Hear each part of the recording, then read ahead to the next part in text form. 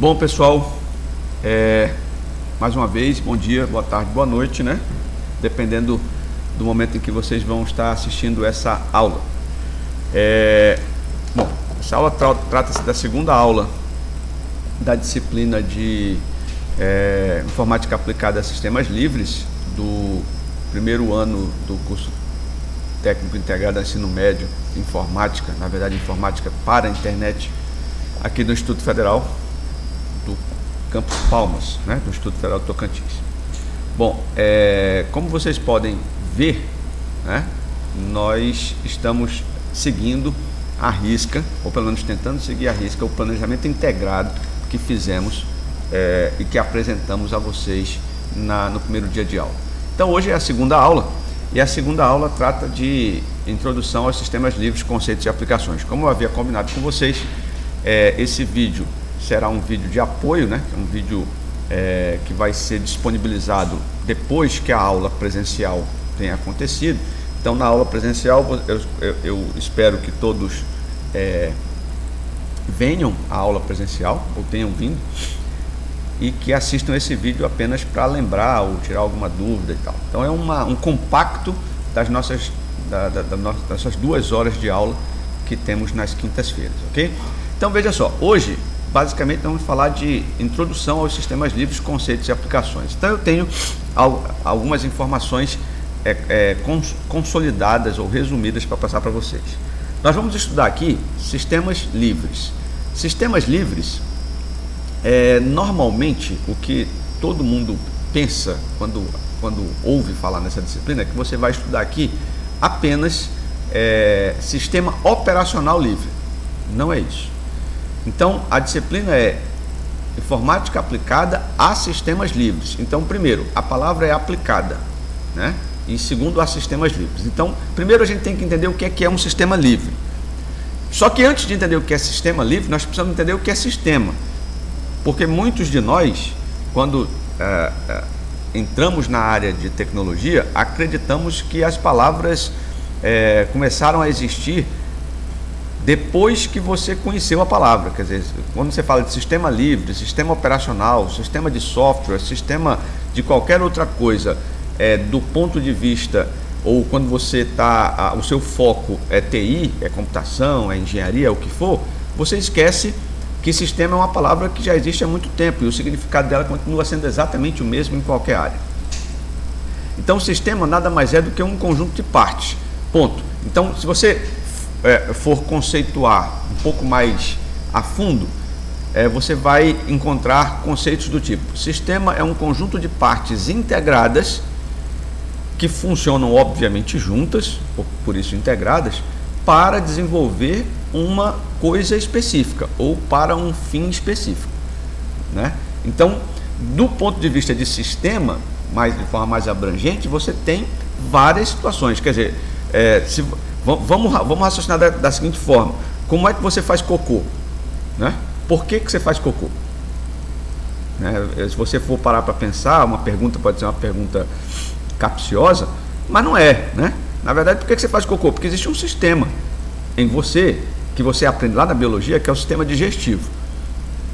Se eu fizesse a pergunta: por que você respira? Você respira porque existe um sistema integrado, ou seja, várias partes altamente comunicantes entre si, que permite você respirar, fazer, né? Inspirar e expirar.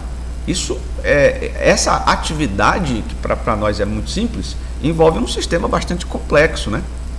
Assim como, imagina, se eu te dou um beliscão agora, você vai sentir uma dor violenta. E você só sentiu essa dor porque existe um sistema que disse para você que você deveria sentir a dor baseado nessa ação que eu fiz em você. Esse sistema seria o sistema nervoso, né? Então, veja, sistema existe desde que o mundo é mundo, desde os sistemas biológicos até, se você for parar aí para sistemas administrativos. Então, sistema integrado de gestão pública, por exemplo, né? Como é que se gere a coisa pública dentro das esferas municipal, estadual e federal. Então, é um conjunto de partes integradas que, no final das contas, resolvem um problema. Quando a gente desce no universo micro, que agora é dentro da área de TI, especificamente na área de computação, aí que fica pior ainda, porque o conceito é mais, ele vai se emburrecendo, né? E aí a gente emburrece junto com ele, porque acha que o sistema, esse conceito de sistema já vem, quer dizer, nasceu dentro da área que você está estudando. Nada a ver. Então veja, lá em Fundamentos de Informática, que você vê com o professor Rodrigo, você deve estar aprendendo que o computador ou seja, o sistema computacional é montado ou é composto de uma série de partes.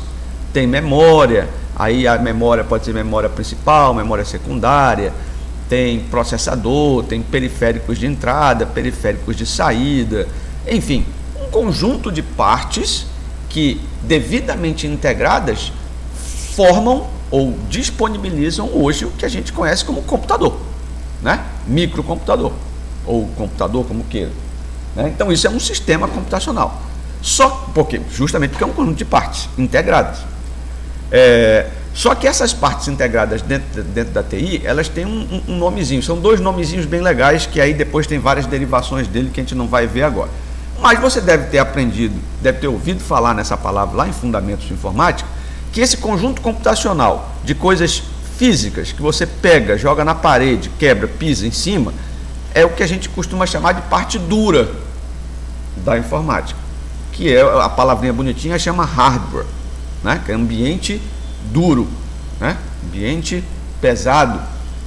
Então,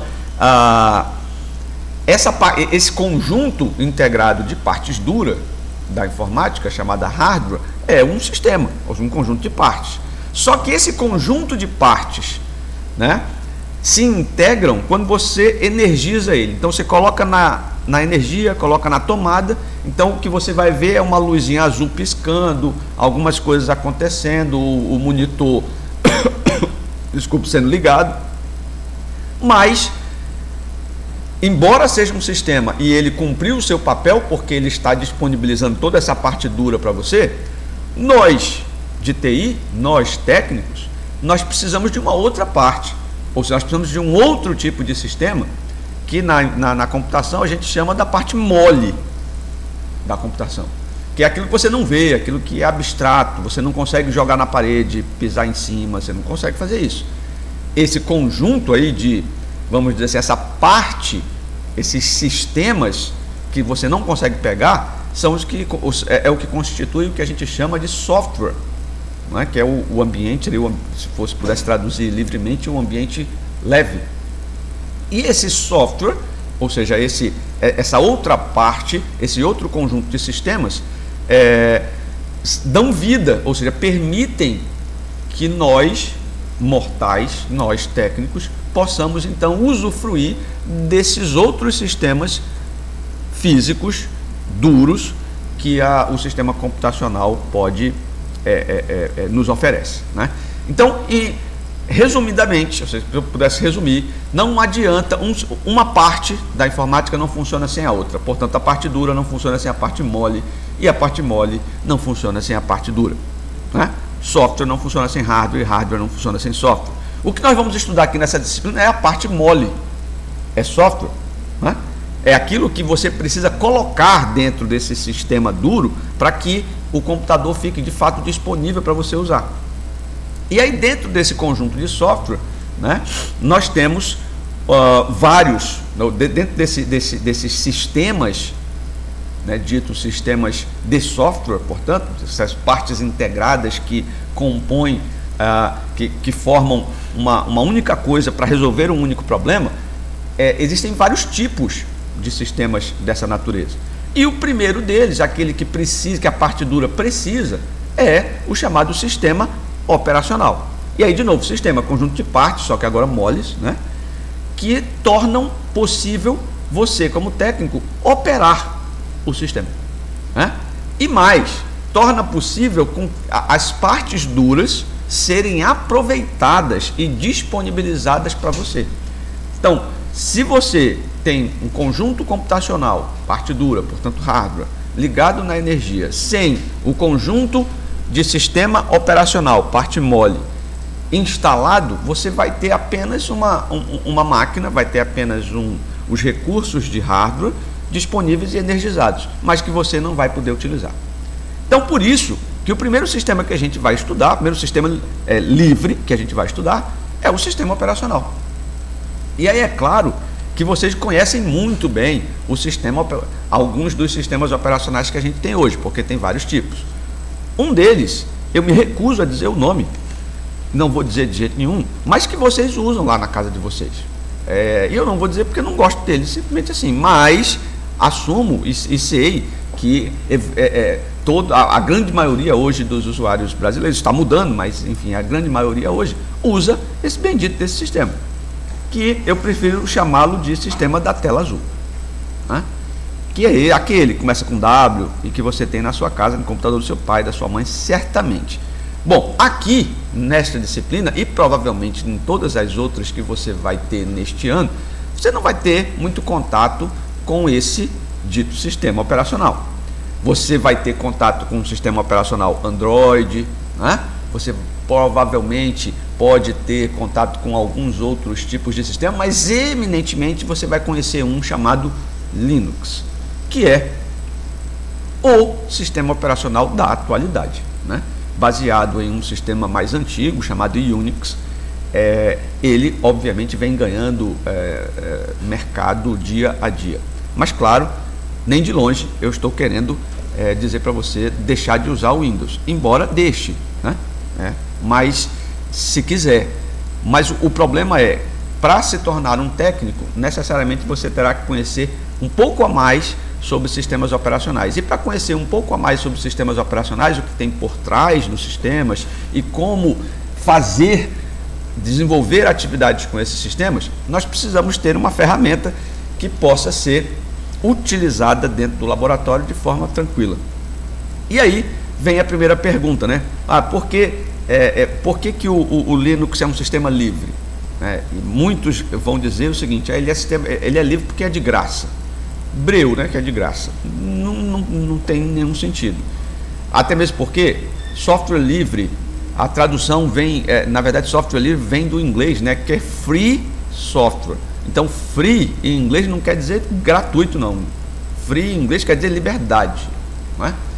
Então, é como eu costumo dizer sempre: se eu te dou esta caneta bem aqui, ó, pega essa caneta, olha, essa caneta é para você. E aí, quando eu te dou essa caneta, a caneta é sua, né? É diferente de eu dizer para você assim, ó, toma essa caneta. Agora, você só pode escrever com esta caneta com a mão direita, certo? E só pode escrever dentro de uma superfície plana e branca, uma folha branca. E mais, você só pode escrever em letra de forma. Bom, no momento que eu fiz isso, a caneta não é sua, né? Porque eu te dei a caneta e te dei uma série de restrições de uso da caneta.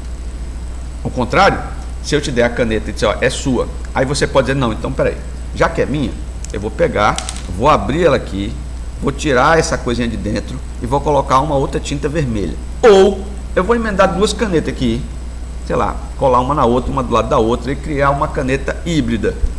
Porque é minha, eu faço o que eu quiser com ela, né? E mais, na hora que eu fizer com ela, eu posso simplesmente dizer assim, ó, tá aqui, ó, eu fiz essa caneta, viu?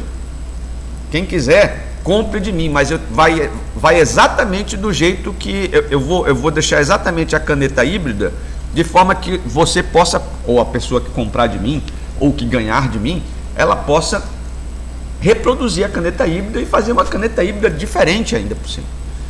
Então, o conceito de sistema livre é justamente esse: você ter um sistema que você possa chamar de seu, você possa bulinar com ele, você possa fazer coisas que só você e ele saibam, entendeu? Que você possa simplesmente configurá-lo do jeito que quiser e possa inclusive distribuí-lo depois de bulinado do jeito que quiser também.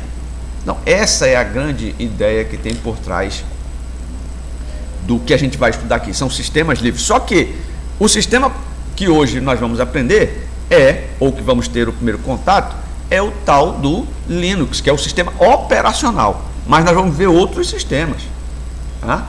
Vários outros sistemas, até porque precisaremos disso para construir os nossos projetos esses que nós vamos dividir os projetos, são esses aqui que estão aqui na tela, vou mostrar para vocês, são esses 21 projetos, né, que vocês vão escolher em duplas, né, para poder desenvolver até o final do ano. Então nós vamos obviamente aprender vários outros, ou mostrar para vocês vários outros sistemas livres capazes de fazer com que vocês possam desenvolver esses aplicativos, sempre aplicativos para celular, né, baseado em obviamente sistemas livres, ok?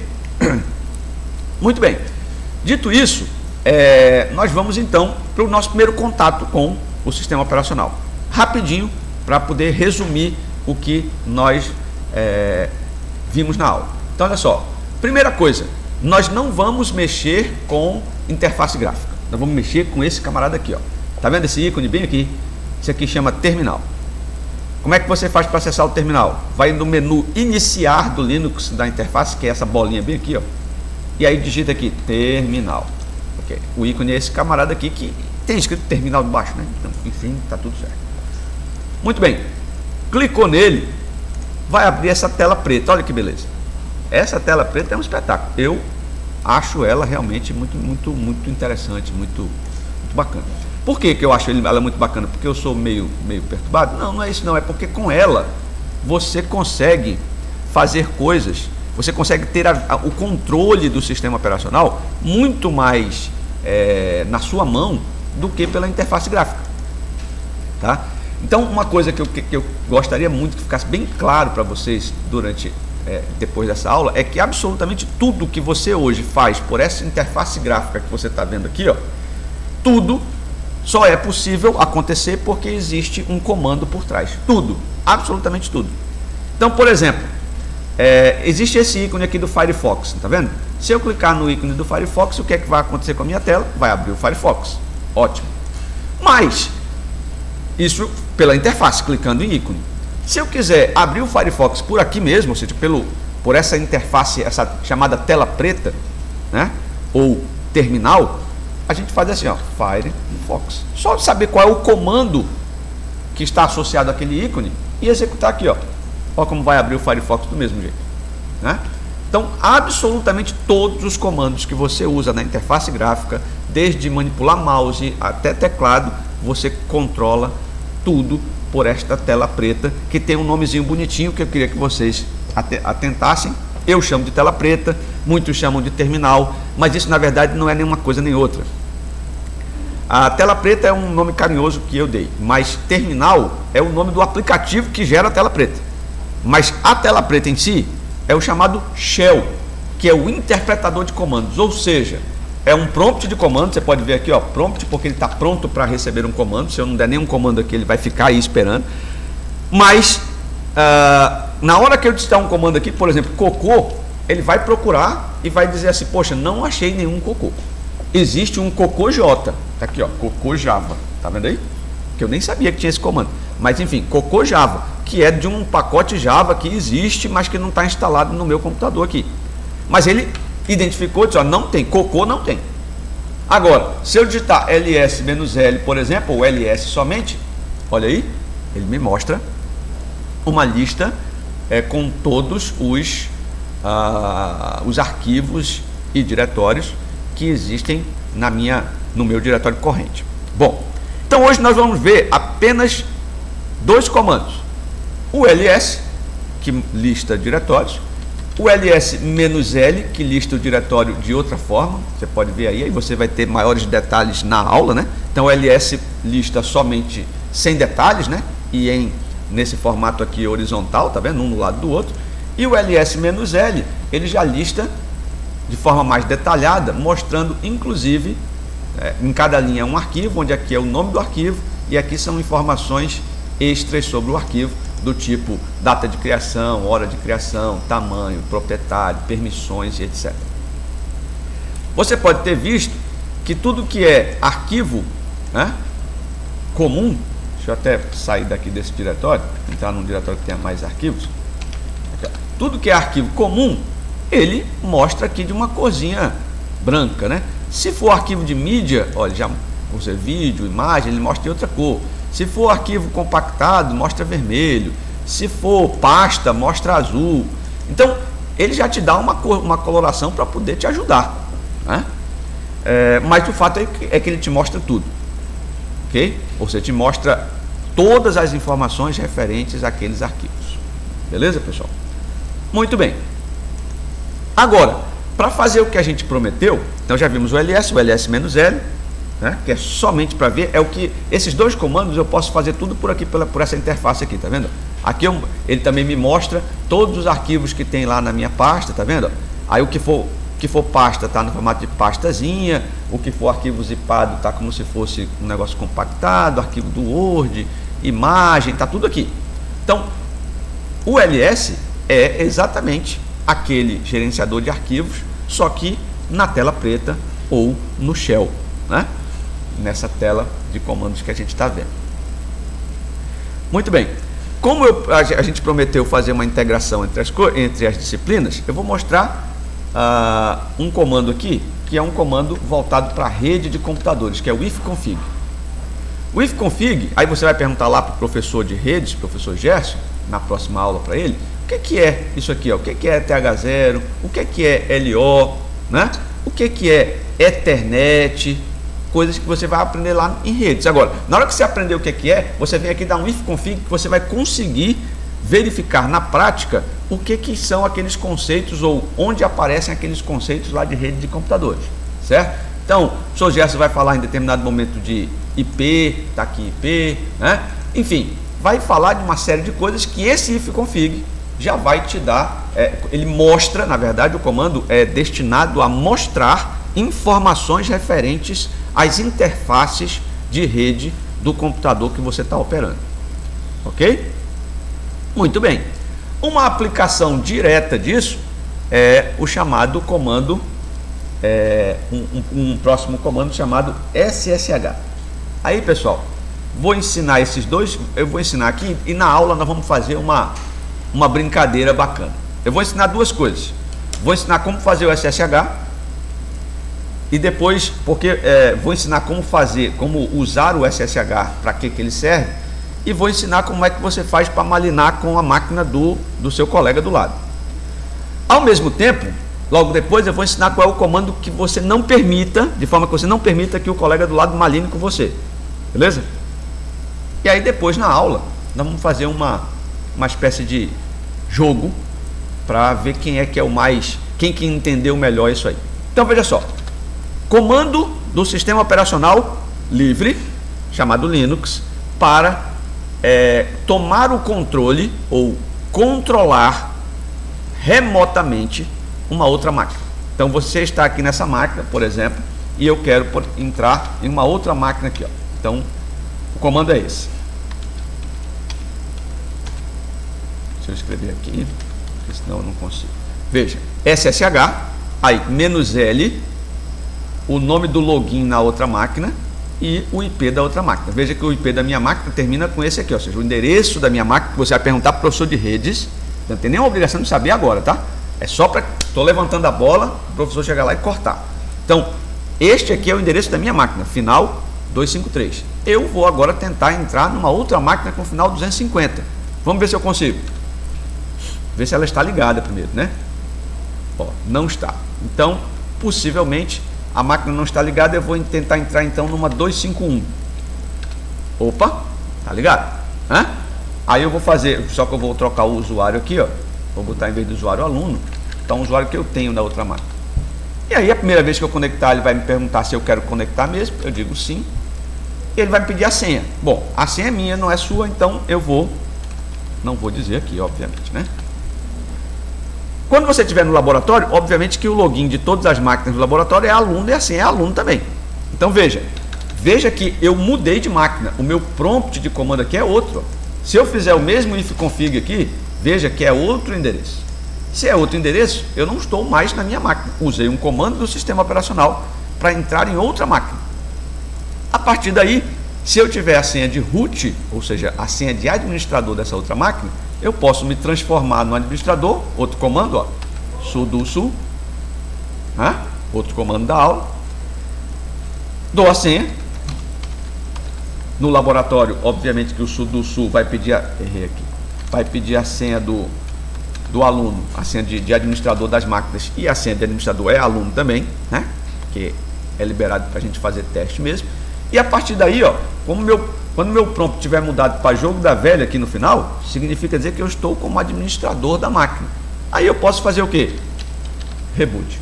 Então veja, conjunto de comandos, SSH-L, aluno, o IP da máquina que você quer.